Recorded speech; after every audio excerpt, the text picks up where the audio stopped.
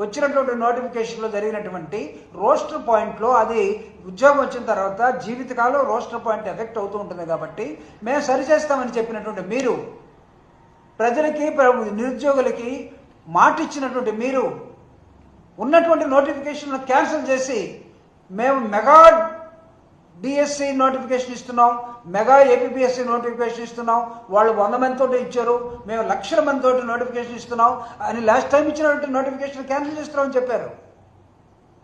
మీరు మళ్ళా లాస్ట్ ప్రభుత్వం మీద తప్పంతా నెట్టడానికి ఇప్పుడు ఒక ప్రయత్నం జరుగుతుంది. తెలుగుదేశం పార్టీ చంద్రబాబు నాయుడు గారు కానీ, ఏపీపీఎస్సీ కానీ, లేకపోతే గవర్నర్ కానీ, లేకపోతే ఉన్నటువంటి కోర్టులో కేసు ఉంది, కేసు ఎందుకు ఉందంటే పోయిన ప్రభుత్వం మీద వేసారు, ఇప్పుడు మీరే గాడి తిరిగేస్తున్నారా? What for all you people made? మిమ్మల్ని అందరూ ఎందుకు పెట్టారు ఇక్కడ? అసలు రాత్రి చంద్రబాబు నాయుడు గారి టెలిఫోనిక్ కాన్వర్జేషన్ అంటే ఈ రాష్ట్రంలో ప్రజలందరికీ మతిపోతుంది. లేకపోతే ఇదిగో నా దగ్గర జిఏడి వాళ్ళు ఏపీపీఎస్సీకి రాసినటువంటి ఒక లెటర్. వీళ్ళు కన్వీనియంట్గా ఏమి రాస్తున్నారంటే ఈ ఏపీపీఎస్సీ ఎలా పనిచేస్తుందో, కోర్టులో ఉన్నటువంటి కేసుకి గవర్నమెంట్ ఏమనుకుంటుందో జిఏడి వాళ్ళు ఒక లెటర్ క్లియర్గా రాస్తే ఈ లెటర్కి సమాధానం ఇవ్వాల్సినటువంటి APPS chairman what she did. ఒక పక్క ఎడ్యుకేషన్ మినిస్టర్ ట్వీట్ చేస్తాడు, నో ప్రాబ్లం ఎగ్జామ్ జరిగిపోతుంది అన్నట్టుగా ఒక మీనింగ్ వచ్చేటట్టుగా. అంటే మీరు మాట్లాడుకున్న దాన్ని అర్థమైనట్టుగా మాట్లాడుకుంటే నిరుద్యోగులు ప్రజలు కష్టపడి అర్థం చేసుకొని అమ్మ వీళ్ళు పరీక్ష పెట్టదలుచుకోలేదులే అని వాళ్ళు పోస్ట్పోన్ అయిపోతుందని వాళ్ళు కష్టపడి ఆ విధంగా అర్థం చేసుకోవాలి. కానీ తీరా రాత్రి వచ్చేసరికి ఆనరబుల్ సీఎం చంద్రబాబు నాయుడు గారు వాళ్ళు టెలికాన్ఫరెన్స్లో మాట్లాడుతూ మా మాట వినట్లేదు, ఇప్పుడు ఏం చేయాలి? కానీ ప్రభుత్వానికి అడ్డం తిరుగుతారా? ప్రభుత్వం అంటే ఏమనుకుంటున్నారు అంటే మొన్నగానే అన్నీ ఇస్తామని చెప్పి ఇవ్వలేకపోతున్నాం. ఇది ఏపీపీఎస్సీ కూడా మీరు ఇచ్చే సరుకులు కాదు, రేషన్ బియ్యం కాదు, ఇది లేకపోతే మీరు ఇచ్చే పెన్షన్ కాదు. ఏపీపీఎస్సీ మీరు ఇచ్చే 45 సంవత్సరాల ఇది కాదు.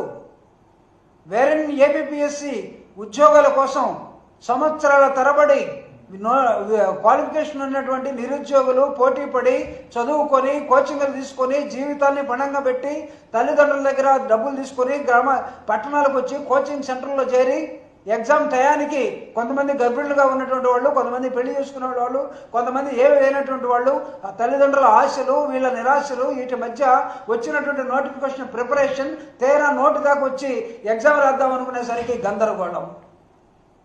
ఎవడంటే ప్రభుత్వం ఉంటే గందరగోళాలు ఏమనుంటే తేల్చడం కోసం ప్రభుత్వం ఉండాలి, గందరగోళం సృష్టించడం కోసం ప్రభుత్వం ఉండకూడదు.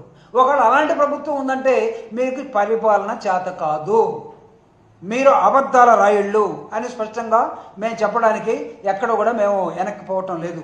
ఈరోజు ఈ రాష్ట్రంలో జరిగినటువంటి అన్ని కాన్స్టిట్యూషనల్ బాడీస్ నేను చెప్పినట్టుగా 15 రోజుల నుంచి సీఎం,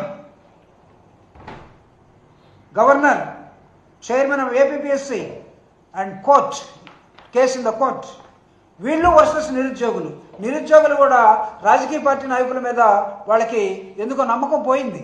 నార్మల్గా ఇంతకుముందు గతంలో మేము ఎమ్మెల్సీలుగా ఉన్నప్పుడు చాలామంది రాజకీయ నాయకులు కానీ లేదా బయట వాళ్ళు కానీ ఏదైనా సమస్య ఉన్నప్పుడు ఒక అప్లికేషన్ తీసుకొని ఒక రిప్రజెంటేటివ్ తీసుకొని కౌన్సిల్కో లేదా అసెంబ్లీకో మాలాంటి వాళ్ళ దగ్గరికి వచ్చేవాళ్ళు.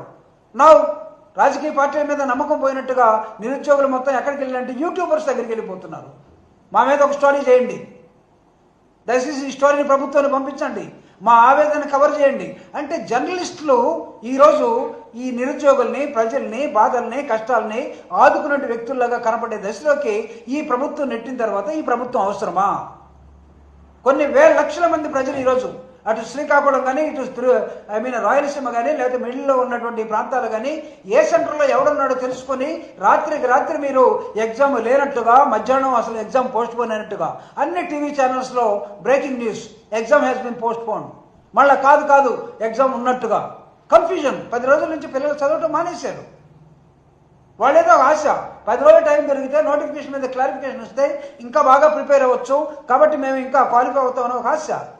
అసలు ప్రజల్ని మీరు రైలు పట్టాల మీద పడుకోబెట్టి రైలు ఇంజిన్కి మీరు గ్రీన్ జెండా ఊపినట్టుగా వాళ్ళని మొత్తం చంపేసేయండి అన్నట్టుగా కనపడుతుంది తప్పితే రైలు పట్టాల మీద ఉంటే లేండిరా మీరు ట్రైన్ వస్తుందని చెప్పినట్టుగా కనపడటం లేదు.